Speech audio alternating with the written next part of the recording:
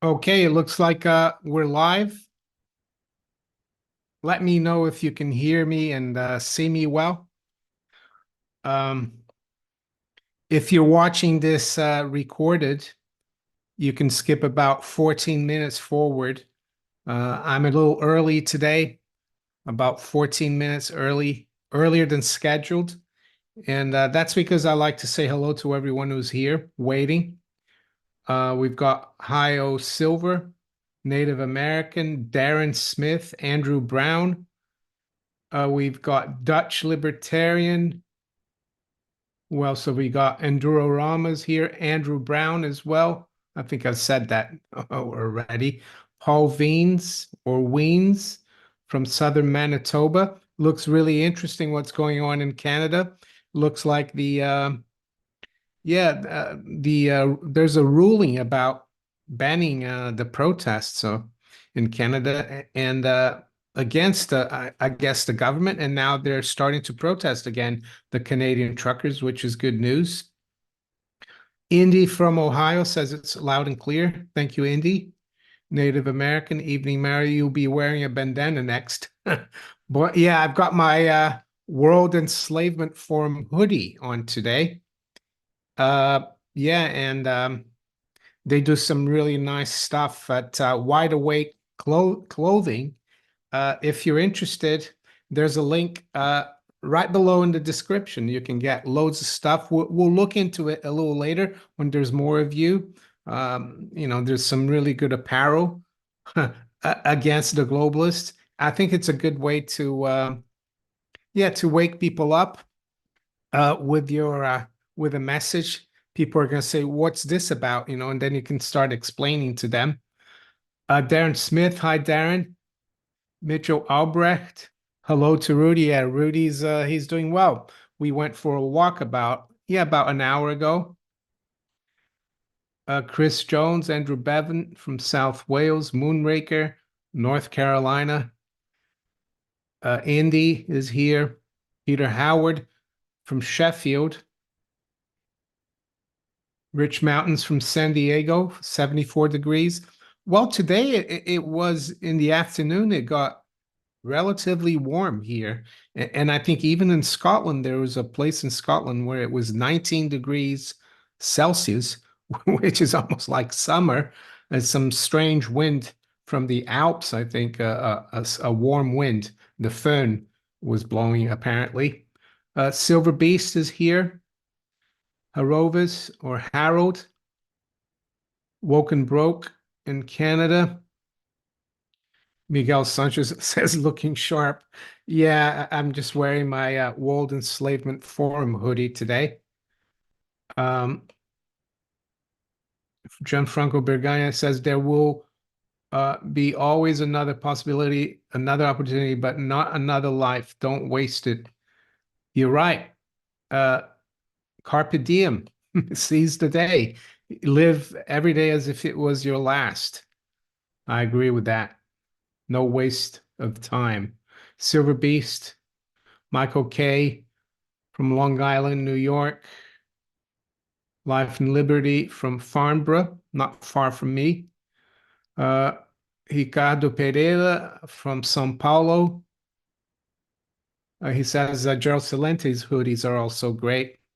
I'll just show you guys some examples of these. They've got more than just hoodies. They've got also t-shirts. They've got everything.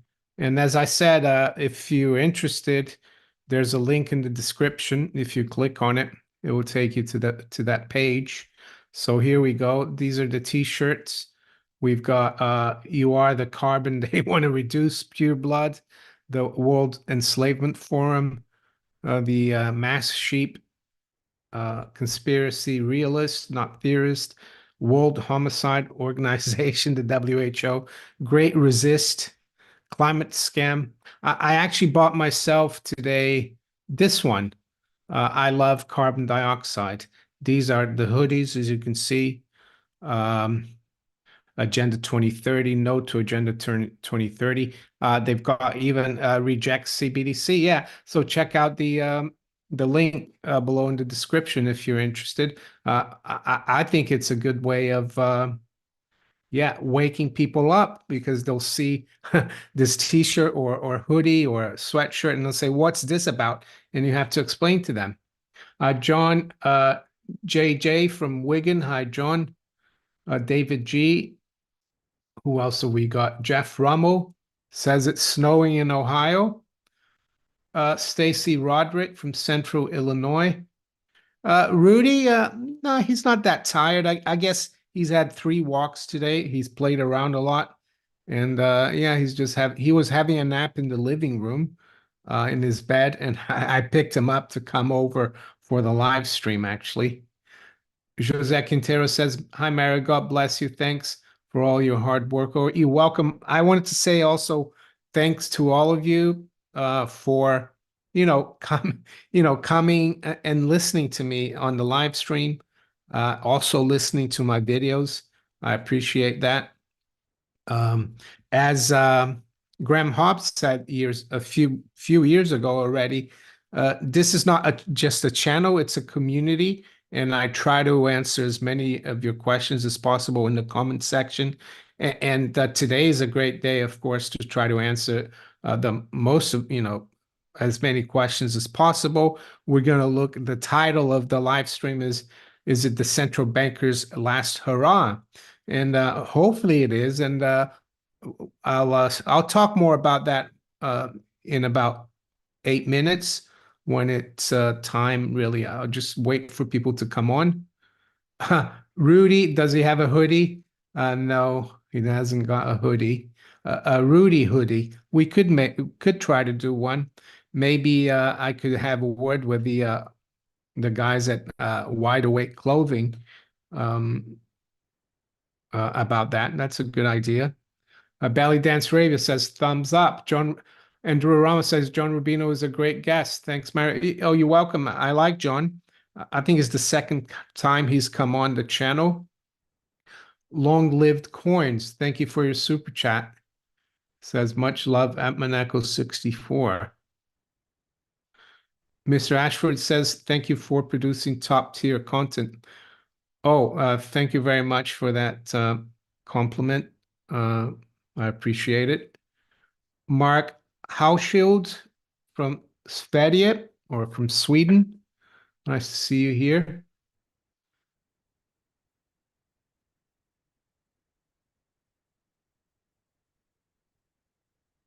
Ms. Dahlia, hi from Canada.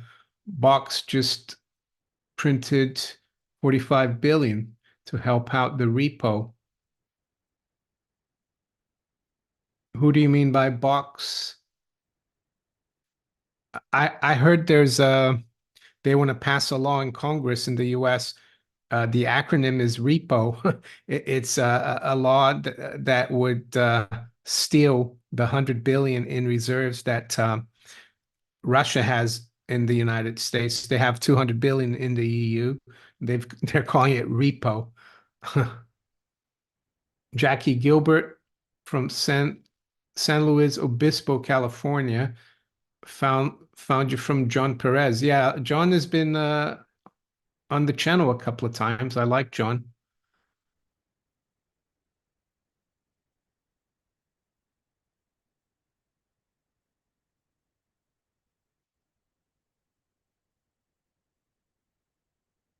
Richard says wear a paperclip. Yeah, there's a guy. Is it Taylor, an English guy who has a YouTube channel? He wears a paperclip. I'm not sure what that means. Is that because of trying to expose the CIA and Operation Paperclip? Um, Hannah says, "Good evening, Mario and Rudy." DD Prepper from the Texas border. Yeah, that's getting interesting. The Texas border. It's like yeah, it has a lot to do with the Ukraine, which is weird, because the Republicans are saying we'll allow you to send money to the Ukraine, but first you have to deal with the border. And yeah, and the Democrats or Biden doesn't want to do it. It's like a standoff, and it's really strange. It could be a black swan, like I noted in John's, with the interview with John Rubino. But who knows? I think this could keep brewing. This division in the US is not good. Andrew Brown says the likes are lagging behind the number of us in the chat. Andy Kasperzik says, thank you, Mario. Be blessed. Oh, thank you. Same to you. Mark C. Hi, Mark. First name, second name from Palestine. He's in Palestine. Not sure, but well, maybe he is. Mark C thinks Pele is still the greatest. Yeah, I mean, he was definitely yeah, it's arguable. You can argue that. I mean, there's Maradona, Messi. There's a lot of great football players, but I think as a Brazilian, I would say Pele. Uldis Ozols from Ireland. Noah Good from Stockholm. Another viewer from Sweden. Second one. Sean M. from Newport, Rhode Island, home of the secret Federal Reserve. Well, that was the summer retreat for the robber barons, Newport, Rhode Island. Blue Water Stacks. Your package for the 100K GAW should hit gold investments any day now.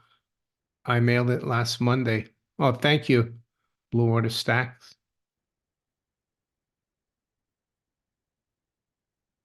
John J. Says, Mary, is it true that banks have removed 50% of the silver shorts? How would that affect prices? Yeah, I saw a tweet the other day about that. That's the futures, the commitment of traders. Uh, I don't follow it that much. I mean, I worked as a futures broker, um, but what it means is that because silver's come down in price quite a bit in the last, I mean, it has rebounded, but it's come down of late. What that means is that the bankers, the commercials, took that as an opportunity to close their shorts, and they could be ready to go long. So that's why it would be positive. Um, yeah, that's what I would say. Lion Dogface Pony Soldier, thank you for your super chat. Are T-bills still a safe place as they have been historically? What do you think of the great taking? Well, T-bills are basically loans to the U.S. Treasury. And yeah, Alan Greenspan once said that the U.S. Government cannot default because it can just print the money. The Fed will buy it. So yeah, it's safe in that sense. And it's also safe in the sense that it's only T-bills are only up to like a year. So they're short duration, so there's less risk. Yeah, so yeah, not as risky as something longer term or a loan from a corporation. The problem I have with parking and lending to government, be it in the US or in the UK where I am, is that I'm not happy with the way they're acting. So I wouldn't, it's tempting to put uh, some money at 5%. I don't know where the 1 month or the 3 month T-bill is around that level. It is tempting, but you need to think whether you want to perpetuate what's happening in Washington, D.C., whether you want to finance Zelensky, because that's what you're doing by buying treasuries. But yes, in an ideal world, they would be less risky. So yeah, it's 9 o'clock. So or 9 o'clock London. So we can start now. So as I said, the title today is the central banker's last hurrah? Question mark. Last hurrah, of course, it's like the last, effort to try to do something, to save your bacon, so to speak. I hope they don't succeed. And why war and debt? The thumbnail says of the live stream. Well, because they're both go hand in hand. I think one of you mentioned that earlier in the live stream in the comment section, and that's why I put them together. And central banks, of course, and fiat currency are instrumental in getting the debt up and also getting waging wars, unfortunately, and wars which really direct resources away from the private economy into like a command economy, uh, usually create a lot of disruptions in the economy, not just during the war, in terms of like shortages, higher prices, inflation, but also after the war. It's very disruptive, and it usually helps the bankers, big corporations, the government, and it's the people who suffer. The people who suffer. That's right. Because either they die in the battlefield or they come back home and everything's more expensive. They can't get a job.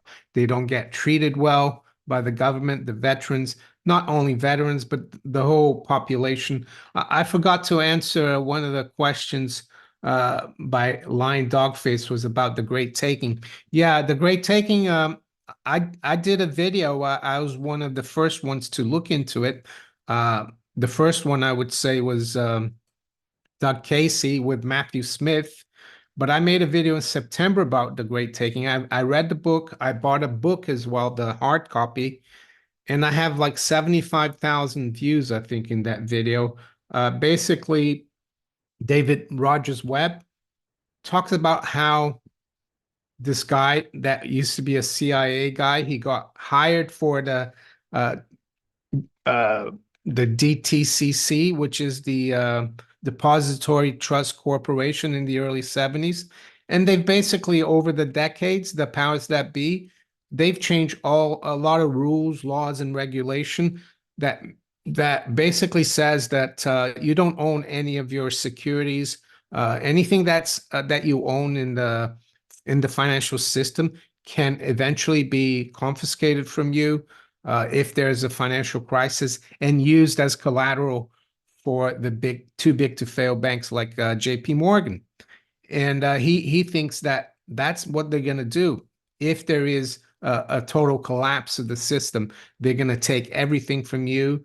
And he talks about also the Great Taking during the Great Depression when they took all your money from you from the through the banks. That was what Roosevelt's bank holiday was for a week, and also the confiscation of gold was. That was taken from you, and they only reopened certain friendly banks to the governments, connected banks. So that's what and what do I think? Is it going to happen? Well, David Rogers Webb says that if we publicize it, and a lot of people become aware of it, they might not do it. So, yeah, we have to keep talking about it. So it's not definite that it will happen, but I think it's good for people to keep in mind that it can happen. So you can Google The Great Taking, and you can read the book. There's a free PDF. It also not just affects stocks, bonds, and ETFs, anything in the financial system, but it will affect also assets that you have borrowed up, you have borrowed to buy, like your home. If you have a mortgage, it affects anything that's encumbered by that or has a counterparty. And that's why I think having some gold and silver outside the system, physical, is really important. And by that, I don't mean, your all your savings, but it's always good as an insurance. Uh, Talking about silver, someone asked about the commitment of traders that the commercial banks have halved their short positions. And the other thing, I was listening to another YouTube channel, and they're talking about silver premiums, and they're the lowest they've been in years. So it's a really good time to buy physical silver. I actually bought today. I hadn't bought a silver bar for a while. I bought 1 kilo silver bar today, and yeah, I think it's a great time to load up on silver. I don't think, and even gold as well. And I don't think we should worry about prices. We should worry about having, stacking. And again, if you want to help the channel, you can use my affiliates. They're all in the description. I have UK affiliates for gold and silver, one affiliate, Gold Investments, and Miles Franklin and ITM. So, yeah, I do get a very small commission if you go through my affiliates, but it doesn't affect the price that you pay. And with Gold Investments, we have a lot of deals there for you if you use my promo codes. Anyway, enough of the gold and silver. John Lord, thank you for your super chat. Thanks for all your hard work. Very much appreciated. Stay strong, everyone, and stick together, whatever they throw uh, at us. Yeah, I agree. You can't let them scare you. I mean, here in the UK, I don't know how it's been in the US. There's been a bombardment it looks like a psyop, of everything, about war they're talking about. This is the latest one that came out today. I saw it this morning. I even saw that Alex from the Duran was talking about it too. I recommend Alex and the Duran, good channel. But yeah, look at this. Telegraph, why it may be already too late for the West to avoid war. Europe must rearm at once to prevail over dictators who threaten humanity. So, yeah, why are they doing this? Well, I was listening to Alex from the Duran, and he went through this as well. And he was saying that one of the reasons the Europeans, the UK, and all these people are getting so, you know, beating the war drums is that they're concerned, because Trump won, uh, he won Iowa, he won New Hampshire primary, and they're concerned that he's going to be the next president. And if Trump wins, and I'm not taking sides, I'm just analyzing things. If Trump wins, the Ukraine, scam that will end. Yeah, these people are in trouble. The military industrial complex, not just in the US, but in Europe. So this is why I think they're pushing war. The other reason they're pushing war is because of this. Worst debt burden since 1950s, make huge tax rate inevitable, warrants institutes for fiscal studies. And this is a chart I wanted to show you guys, and I think I might have showed that in the Mike and Mario show. I don't know if you watched it, but it talks about this is the UK peaks and troughs. UK national debt has risen and fallen over 300 years. It's interesting that if you look at where it started from, that's when the Bank of England was created, 1694. Prior to 1694, the UK did not have, or Britain, because at the time there was no UK in 1694, but England didn't have a national debt, because the reason the national debt has grown is because uh, the Bank of England was created by Royal Charter. So Royal Charter. And as we know, the Bank of England can create money out of thin air and lend it to the government indirectly through the bankers. And we end up paying for all this, for all the interest on the debt. The government gets bigger, the bankers get richer, the corporations that are involved in the military industrial complex get also richer. Uh, and as you see here, what happened in the 18th century? Well, there are loads of wars. I mean, you just have to kind of go on Wikipedia. Uh, list of wars, 1500, 1799. But the biggest war for England was, I think, in that century, the French and Indian War. Let's have a look here. But what you will see here from this list is that the wars increase in the 1700s once, you have the central bank financing the wars for the governments. And that's why the national debt went up so much. Here we go. There's the French and Indian War. That indebted not just Britain, but also France. And and that's why we got this increase here. And also, this is, of course, the Napoleonic Wars. So the 1700s was a horrible century, I would say, for this country. Endless wars and endless debts. And then, of course, they stopped for the next century or so, and the debt came down, and then they had World War One, World War Two. They stopped, and it looks like they're going up again. Unfortunately, my hope is that they don't succeed and something happens. Something, I don't know. Uh, and I think this is a lot higher. They're not counting the debt that the Bank of England holds. I think it's almost 150%, I would say, if you look at it like that. So I'm going to stop right here, see if you got more questions.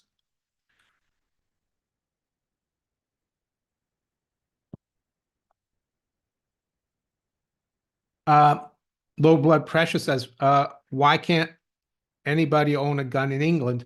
Well, you can, but you have to register it. You have to have a license. I think it's related to there's there's a school shooting in the 90s, I think in the late 90s in Scotland. And after that, they passed these laws, but that's why.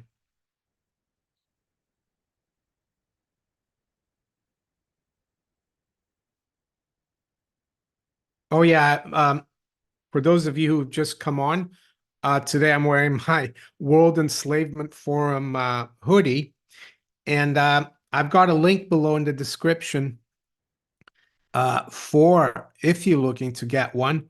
It's from Wide Awake Clothing, and I'll show you what else they have. Yeah, so if you go in the description of this live stream, there's a link so you can look at it. So that's the kind of stuff they have. Woven t-shirts, the climate crisis scam, conspiracy theorist, realist, World Homicide Organization. Today I got one of these. I bought this one here. I love CO2. So yeah, if you're wondering where this came from, there's a link below in the description. All right.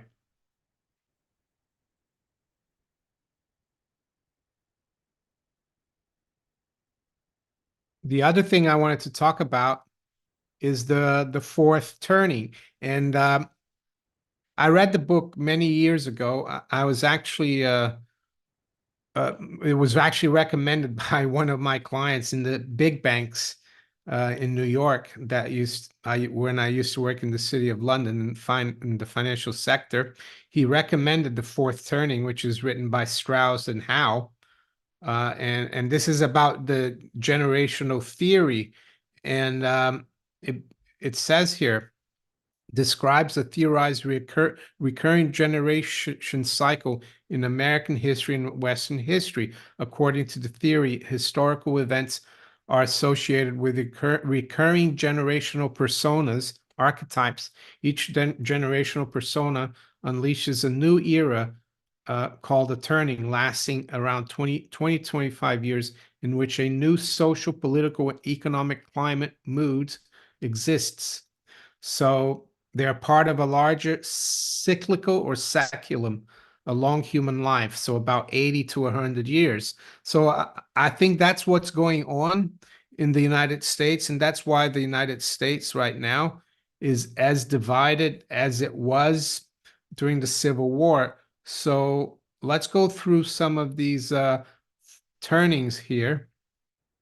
And I think we'll go yeah, the Republican generation. So that's the first turning, like the fourth turning that we first look at.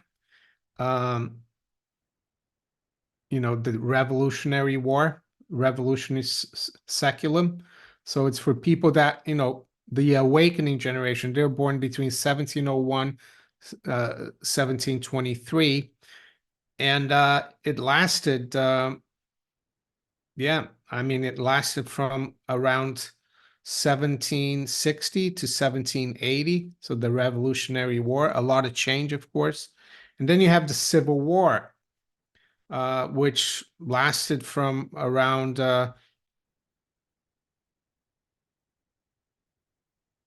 well, 18, yeah, 1843, to 1865. That was the fourth turning then. And then you have the Great Power. That was to do with World War II. And now, they're talking about the millennial seculum, which is the current fourth turning. Oh, this is what I wanted to show you here. So there's the revolutionary seculum, 90 years. So awakening generation, 1701 to 1723. And yeah, this is when you have the revolution, the fourth turning here in this first seculum. And then you have the Civil War seculum. You have a fourth turning here is the Civil War. And then the Great Power seculum, you've got the fourth turning. It was the Great Depression and World War II, 1925 to 1942, 18 years. They usually last between 20 and 25 years. And yeah, the present fourth turning, as you can see here, started in 2006, according to Hal and Strauss. And, it can last up to 20 to 25 years. So we're right in the middle of it. And these are the crises that we've gotten, the Great Recession, the '08 crisis, COVID, and then Russo-Ukrainian war. So what's going to be next? Could it be another civil war in the US? I hope not. Could it be civil war, not just in the US, but throughout the world? I mean, look at Europe. All the farmers are protesting. Look at here in the UK. They're trying to push us into war. And I think only 17%, there's a survey, 17% of the people said they would fight for the establishment here in the UK. So things are going to get are very interesting, and they have been since 2006. And we're right towards the end of this. So I think we need to batten down the hatches. Does that mean uh, we need to be scared? I don't think so. Just the fact that we know this is happening, I think it can help you. So I'm going to stop right now and look at your questions, and yeah, make sure you ask questions. Uh, let's see if we've got any questions. Make sure you do at Maneko so I can see if you're asking a question, or if you want to give me a super chat, that's appreciated too. Uh, Whitney Webb, war everywhere except Davos. Well, I think the Russians said that because they try to create this peace process in Davos for Ukraine and Russia. In Switzerland, I guess they want to have like some kind of meeting to talk about peace. And Russia said, no, we don't want to have it in Switzerland because Switzerland is not neutral anymore. They weren't neutral when the war in the Ukraine started. They froze Russian assets.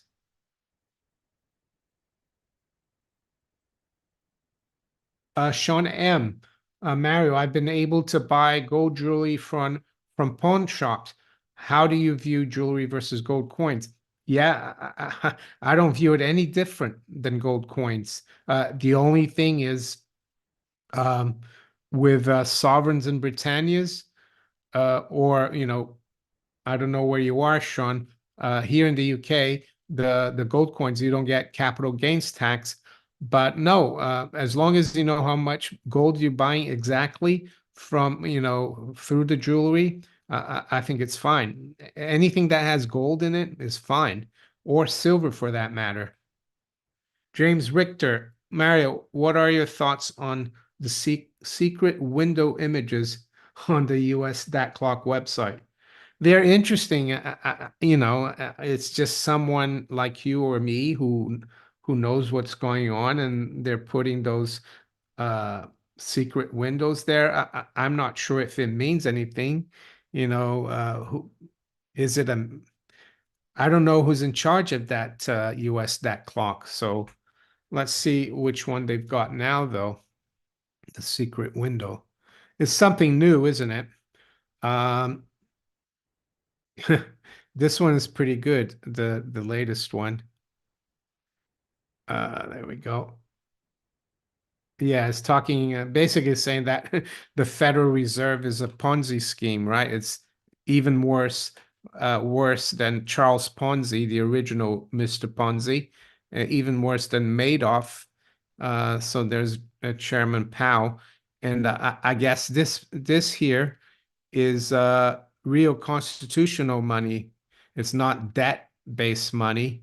It's a certificate, a silver certificate, or a gold certificate for that matter. That's how it should be. So I mean, I don't know what to make of it, but they're interesting messages, though, I would say.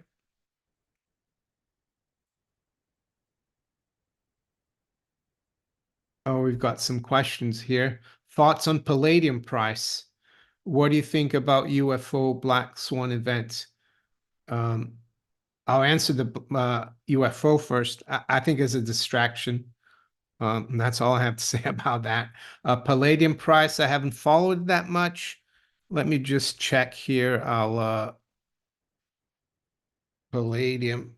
I can maybe get a chart here. Spot.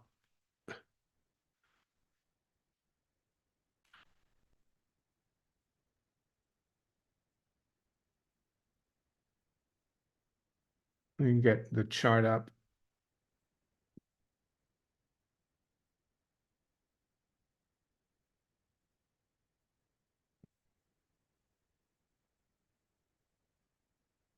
Uh,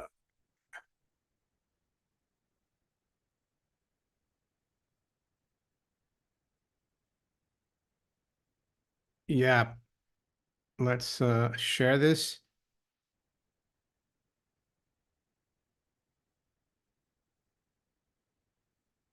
Oh, here we go. There's the palladium price. This is a long-term chart. Let's change the color here. It's a bit, put the background white. It's easier to, yeah, there we go. I mean, it looks very oversold. And it looks like this level here, which is around the 1100. That's the key level that we need to go back above. It broke out above that level here, but it's come back down. And below, I would say we need to hold this area here, 850. So yeah, 850, 1100. I would watch those two levels. If we break through 850, that's not good. If we break above 1100, 1200, I think it's bullish. So that's how I see it.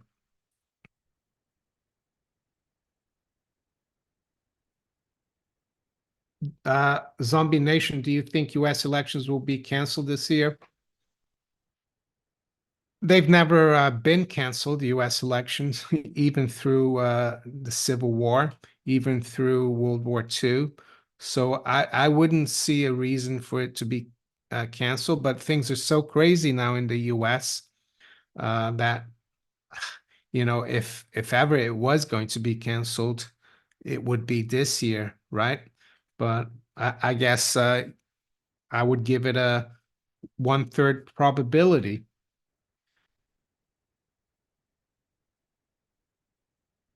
Uh, Cocky Hemi. No, I haven't read anything from.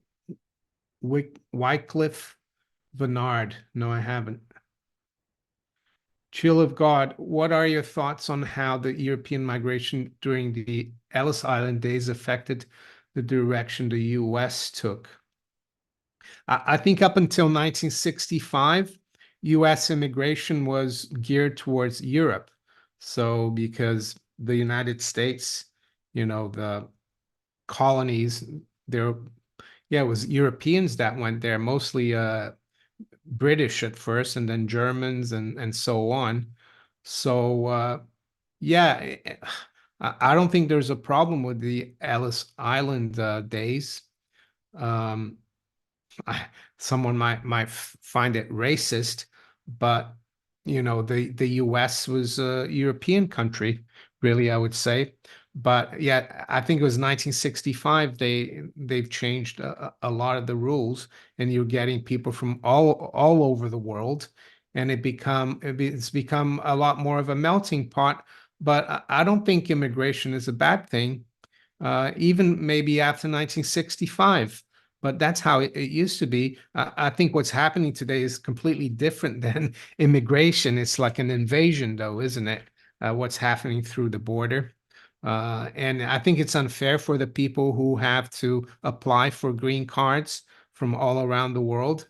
That people can just walk through the border and illegally. Dutch Libertarian, can you do a video with Gerald Celente or Jim Willie? Yeah, some people have asked me about that. I have to see if I can get in touch with them. Cordio 321. It appears the benchmark for financial resets are 200 to 250% of GDP. Yeah, I mean, Japan has got uh, public debt 300% of GDP. Um, the thing is, a lot of these statistics, they're doctored. I wouldn't even say that the GDP is as strong as, they tell us. So some people say that it's above 100% or 120%, but I think things could change very quickly depending on demand for government bonds from, foreigners, especially for America or the UK. So yeah, but there's no like rule that's etched in stone. Josh Lineker, how could you explain how the Russian economy survived the sanctions? I'm not really a expert, but I met a guy last year, Australian guy who lives in Moscow, and what he told me is that just like the West, took over a lot of assets from the Russians, you know, abroad, abroad in terms of Russia. So did the Russians. They took over things like McDonald's and other multinational corporations business, and they just changed the name. And they had the local managers running it. Uh, People, I think they created companies to buy it. And the other thing is, well, they've been able to circumvent a lot of the sanctions through selling their oil to India, and then India sells its oil to Europe or the US. I saw that last year. The US still bought like a billion, if I'm not mistaken, $1 billion worth of uranium from Russia. And I think the fact that the West froze Russia's reserves kind of helped it. And what do I mean by that? Well, it got other countries' attention, and it accelerated the move, the BRICS away from the dollar system, and that's helped Russia. And I think a lot of the countries outside the West, they know what's going on. And I'm not taking sides. I'm just saying what's happening. Countries like China and others. they've made sure that they're supporting Russia because they depend on Russia for all the natural resources. And what else? I think they probably have printed a bit of money, the Russians, and but they have everything in Russia. It's not just a gas station, as people call it. They have all kinds of natural resources. They have very little debt as well. Uh, their national debt, public debt, is less than 20%. So I think that's why it's done well. Um, and the other reason why we think it's done well is because we were told by people like Biden and Boris Johnson that Russia would collapse, that the ruble would be rubble. And initially, the ruble fell a lot, but they did a few things like with gold to put a floor under the ruble as well. So I think that's why Russians have survived. And the other thing is the mentality of Russians. When Napoleon invaded Russia in 1812, he got to Moscow and there's no one there. And then they burned the whole place down. The Tsar had moved to St. Petersburg, and by the time Napoleon was trapped there. So they're tough. So that's why I think their economy has done well.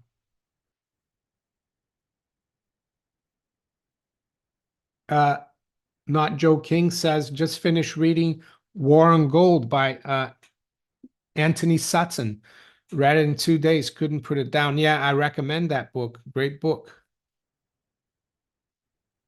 Got a super chat from Chris Conman. Thank you, Chris. Mario, you said in the previous video that the people should control the monetary system and not the government. How would we go about doing that? Let me just have a. Oh, this is my old Billy mug. Billy says, snore and keep stacking. Snore on. Sorry, Chris. I think what I think that was in relation to I forgot who wrote that, and I agree with that. What that means is that the free market sets monetary policy. There's no central bank controlling interest rates. That's what it means. Back before you had a central bank, not just in England, but in the US, it was very, very hard to start wars because if the government started borrowing too much for war, people would just take their money out of the banks, put it back into gold and put it, dig it into their back garden. And that would make interest rates go up because if you take money away from the banks, yeah, interest rates go up.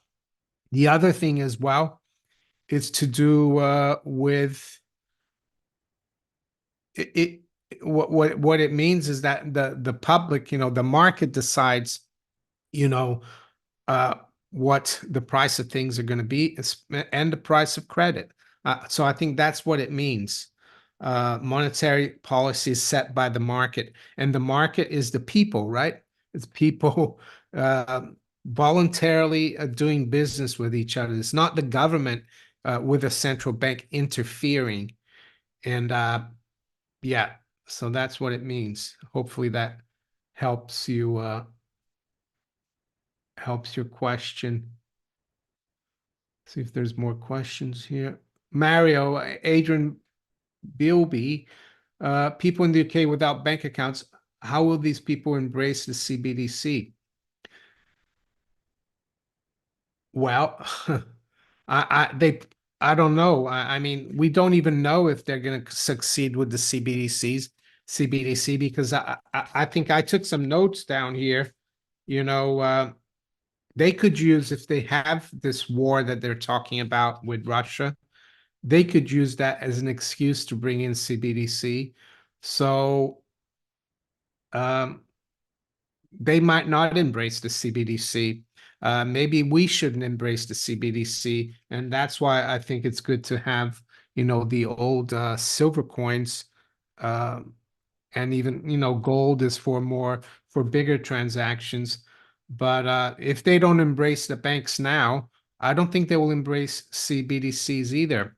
I think there are people who don't have bank accounts, and I don't think that's a bad thing. But it's difficult in this day and age not to have a bank account.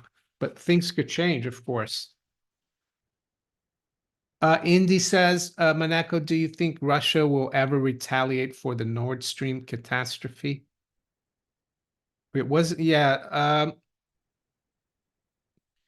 Well, they've kept quiet about it. I mean, kind of quiet. Uh, is it Samuel Hirsch, his name? I forgot, Sam Hirsch, or I forgot his first name. He told us who did blew up Nord Stream 2. Uh, they probably won't, but the thing, what can they do now? Can they rebuild it? No, they can't because it was German, it was not just a Russian project, it was a German project as well. And it's interesting, because uh, Russia or the Soviet Union, they started selling gas to West Germany and East Germany back in the 60s.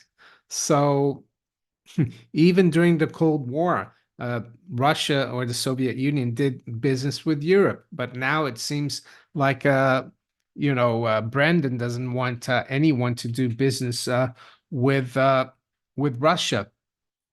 And I saw that uh, President Biden or Brendan, he stopped the new licenses for producing liquefied natural gas, LNG. And Europeans now are dependent on the more expensive LNG gas from Russia. So that's not a good thing as well for Europe. Ryan Morosi, do you believe China is in a recession?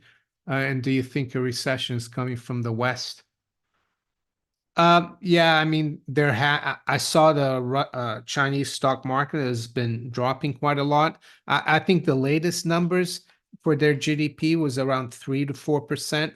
So they're not in a technical recession, but yes, they took on a lot of debt, China, after the '08 crisis. If they hadn't, the world wouldn't have recovered as well. But I would say, yeah, the West being in a recession would hurt China, but maybe not as much as it would have 10 years ago, because I think China is diversifying its trading partners now, not just Europe and North America. It's doing a lot more business with the Saudis, the Middle East, Russia, India. So, but yeah, they're not in a good position either, China.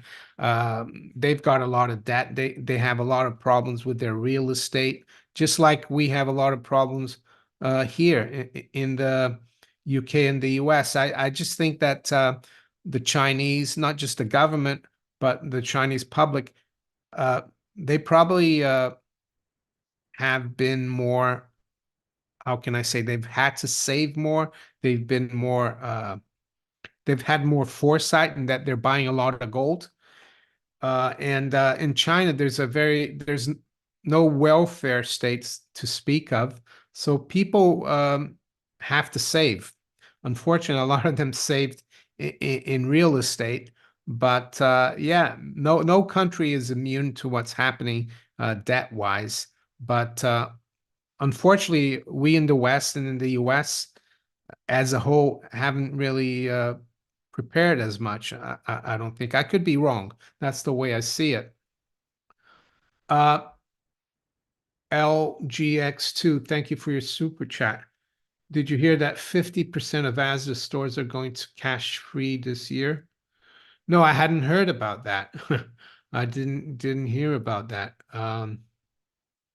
That's interesting. Yeah, I think they're all moving towards a cashless society. Um, and that could be the step towards CBDC. I mean, I don't have a problem with using my debit card, actually I do, because every time you use a debit card, the bank makes something from it. When I ran my business back in 2012 to 2014, the pawnbroking shop in Bromley, I had a card machine, and I think I had Barclays as my business bank, and they charge you like at the time it was like 32 pounds just to have the machine. They You can't buy the machine. They keep you leasing it. So and they every time someone does a transaction, even if it's 5 or 10 pounds, they make something. So with cash, they don't make as much. So no, I don't like that. And I don't know. I mean, that's the problem. All these big companies, they're going along with this program. I think the only way we can try to fight them is to boycott them. But if all of them do it, it's really difficult. Leonard FP, is there a contrarian asset manager you could recommend in Ireland? Hmm. No, I don't really know any asset managers in Ireland that I could recommend. I mean, let's see here. I know someone who's involved in the gold market, but he's not a manager. Uh, what's his name? Mark, let's see. He might be able to help you. Yeah, Mark O'Byrne. Uh, I've had him on my channel. I have interviewed him. He might know someone that could help you. So here's the link to his uh, website, and I'm sure you'll be able to get in contact with him. Tara Coins and Mark O'Byrne. He might be able to help you there.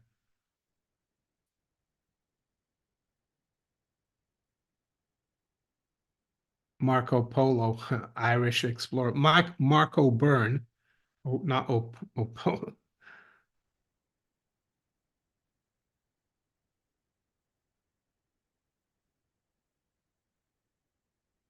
Yeah, Tom Miller, the shop gets charged a fee, you see. But all that does is that, that will increase prices for the consumer because the shops will you know, pass on the cost. Calais, Calais, my love. Mario, I appreciate you and your consistency on YouTube. Thank you. You reach more than you know. You te reach. Thank you. Thank you. Thanks for that.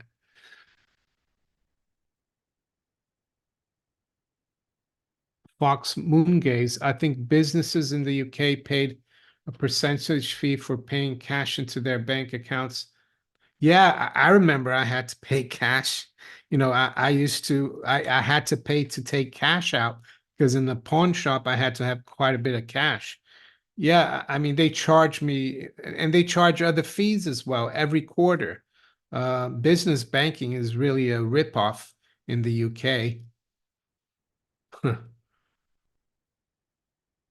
Richard Spiller, hope you're good. Barclays Bank are shutting branches all around us in Wales.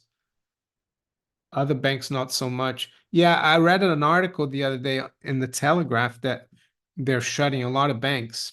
Uh, Maybe in Wales, just Barclays, but in England, it's Barclays, NatWest, Lloyds. All the big boys are shutting their branches. I think they're going to do it gradually until, the older baby boomer generation, until the people die off. And I think maybe in 15 years' time, there probably won't be any branches. People will just use their cards or phones, unfortunately.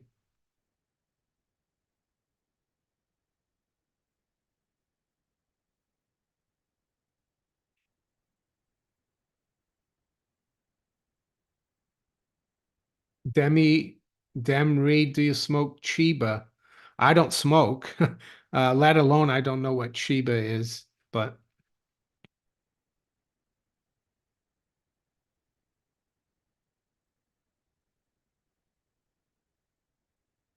Echo Echo. Hey, Echo Echo, nice to see you here. UK government selling that west to public in summer. Yeah, I would avoid it too. Are they selling the rest of all their holdings? Are they going to get away from it completely? Yeah, I wouldn't touch any banking stocks.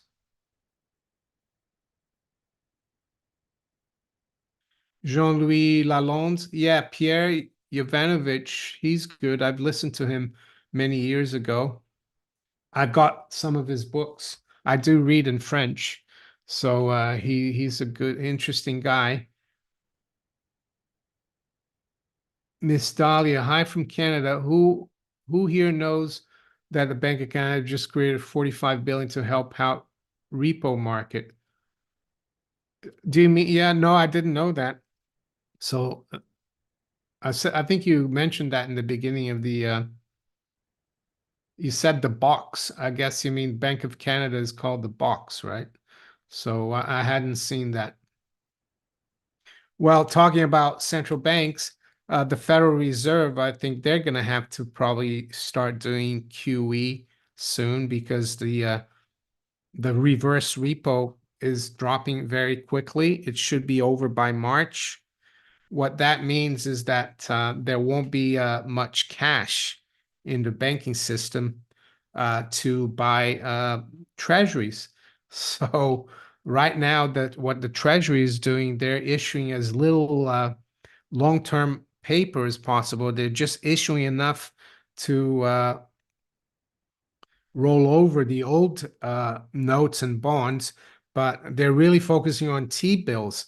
But when it gets to March, and there's no more cash in the reverse repo for the banks to keep buying the T-bills, uh, the Fed's probably going to have to do QE again, and the banks are, that BTFP, that's looking like the banks are still needing a lot of help. That's going to go.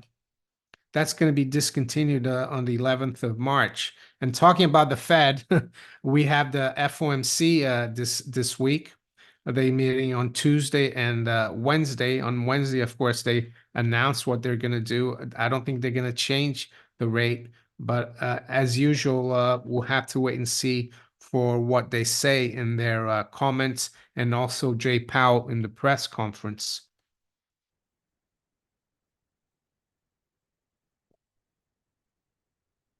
Fox Moongaze, thank you for your super chat. Says many thanks for all your hard work, Mara. You have helped to keep me sane and reduce my stress. Oh, I'm happy that I helped. Could be of help. Uh, Talking about the Fed, there's someone here. The Fed. There's a guy called the Fed Whisperer. he he's a journalist for the Wall Street Journal, I think. And Lawrence Lepard, he tweeted this. The Fed mouthpiece says pivot. So that's quite interesting. So the guy's name is Nick Timiraos. This is what he said. Why, and this guy, he knows the people at the Fed and they use them, like Lawrence says, as a mouthpiece. Why rate cut discussions are coming faster than they seemed likely a few months. In June, most FOMC thought core PCE would be 3.9% on Q4 basis and projected a terminal policy rate of around 5.6%. Instead, we ended the year at 3.2 core PCE and with a 5.3 policy rate. So this is why he's saying that they'll probably pivot. Do I believe in these PC numbers? And they don't even include food and energy, which the general public needs, everyone needs, but it's more important for the general public and the people who, at the lower end of the economic ladder, or the pyramid. Uh, it makes a lot of difference. So this 3.2 is meaningless. It's just used for the Fed as an excuse to keep inflating. So this is interesting. So yeah, I'm not gonna what I do now, because it's so difficult to listen to Jay Powell, because everything he says is basically a scam. But what I do is I go on Twitter and I look at people like Lawrence. I let them watch and listen to him. But who knows? Maybe I'll listen to his press conference on Wednesday if I can.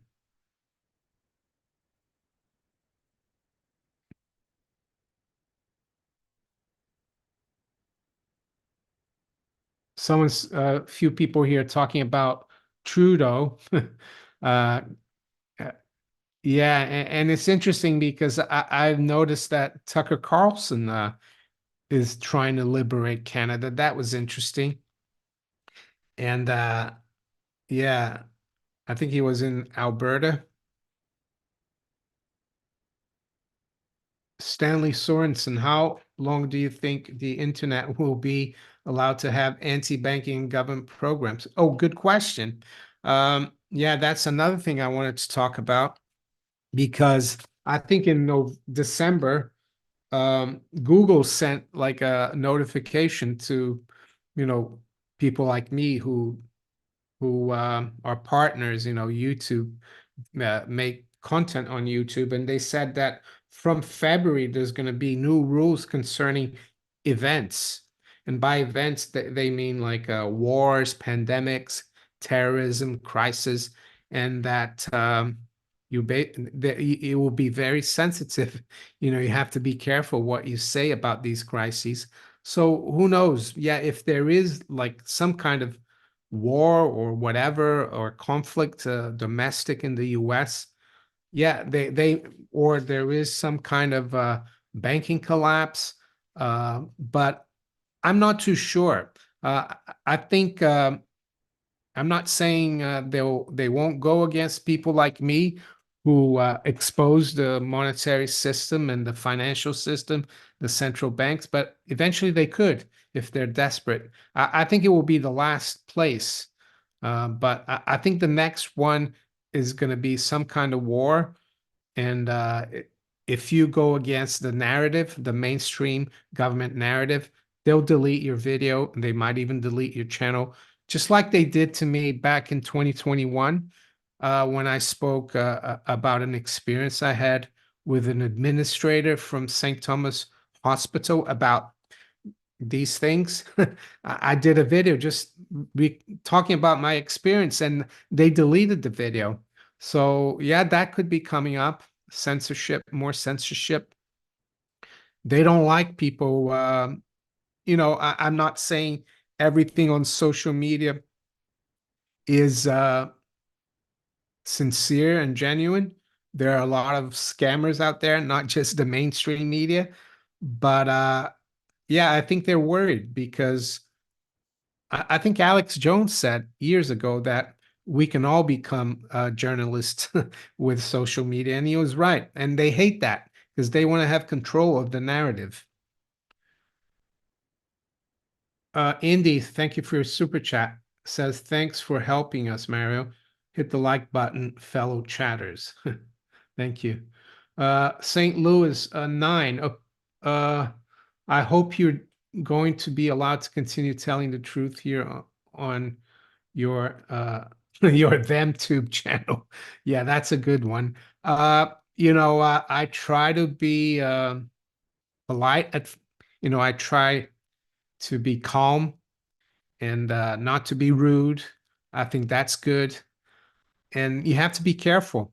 There are ways around it. And yeah, I think I've only had that video deleted.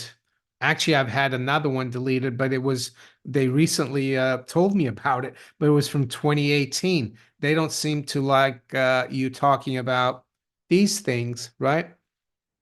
And even before COVID, I spoke about Timerosol and things like that in children's vaccines, and they deleted that video. That was from 2018, but they only deleted it like a month ago. So yeah, you have to be careful. Yeah, it is a kind of censorship, and someone could say, "So why do you stay here?" Well, because I think I can still reach a lot of people, and as I've said many times, what I'm trying to do here is help people financially, mostly financially, because if you're self-reliant, independent financially, it's easier to fight these people. And yeah, it's easier to to get by. So that's what I try to do. James Richter, thank you for your super chat. Mario, you should start a email list to spread the truth when the net gets censored. Yeah, I mean, that's something that I've thought about, but not sure I have, yeah, it's a lot of work and I do everything on my own. I know Rudy's here, but he doesn't help, but I will think about it, James.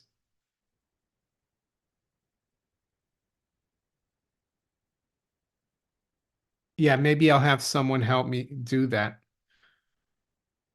So we got another 4 minutes to go.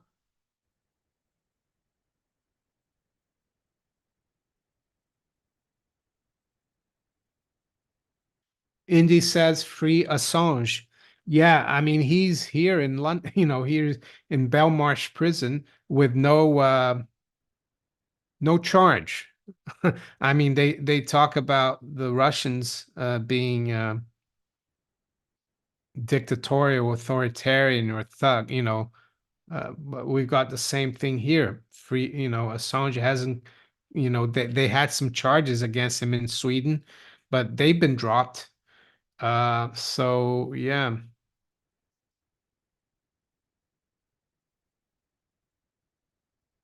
Cisco Guru says just watch the Great Taking documentary. Yeah, he's done a documentary as well, which I've watched. Is good as well.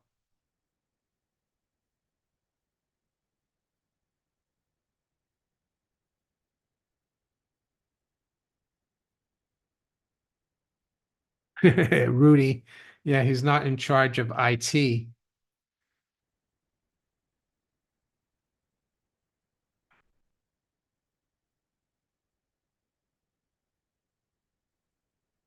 What else? I took some notes here. Yeah, let's see.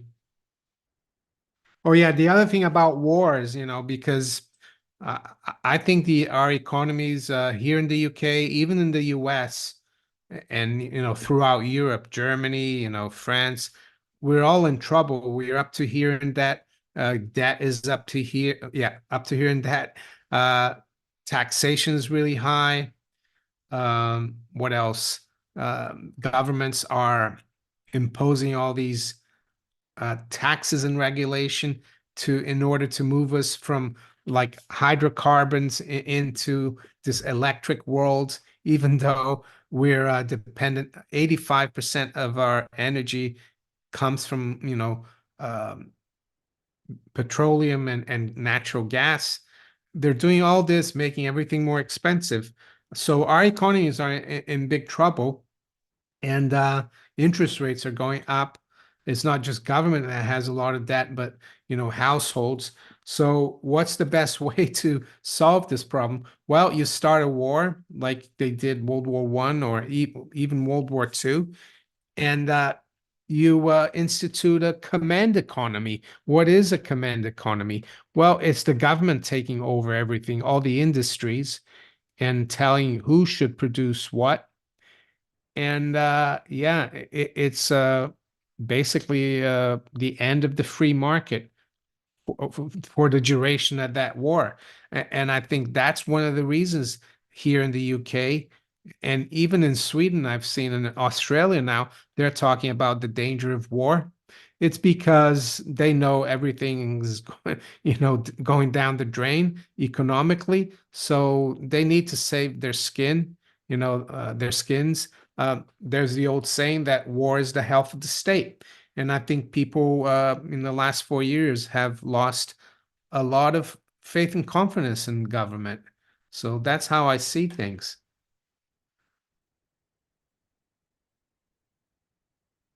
Ibrahim Tarlamisi, do you believe that hyper Bitcoinization will stop wars? No, I don't. Won't stop wars. That's for sure. I mean, Bitcoin, in my opinion, was created by the deep state. anyway, so it won't stop wars. I think people need to start, just because you have Bitcoin doesn't mean, it's people. Unfortunately, I think we'll always have wars, uh, because the majority of people don't know what's going on. They're not awake. And the people like us who see what's going on, we're called conspiracy theorists. We're called kooks or whatever. The people that are awake always get vilified.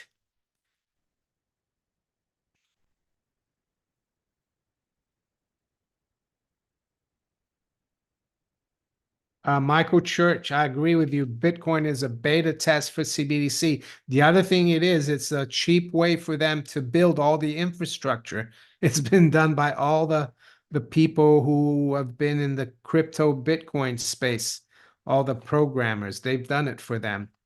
Uh, yeah. All right. We're gonna call it a day here. And I'd like to thank all of you for being here, all your questions, all your super chats. And yes, what would I say? What would I say before I go, that I think people should focus on? Well, focus on yourself, of course, um, on your family and the community, and try to not let these globalists, scare you. And yeah, and try to keep plugging along. So with that, I'm gonna wish you all a great rest of the weekend, and I'll talk to you tomorrow.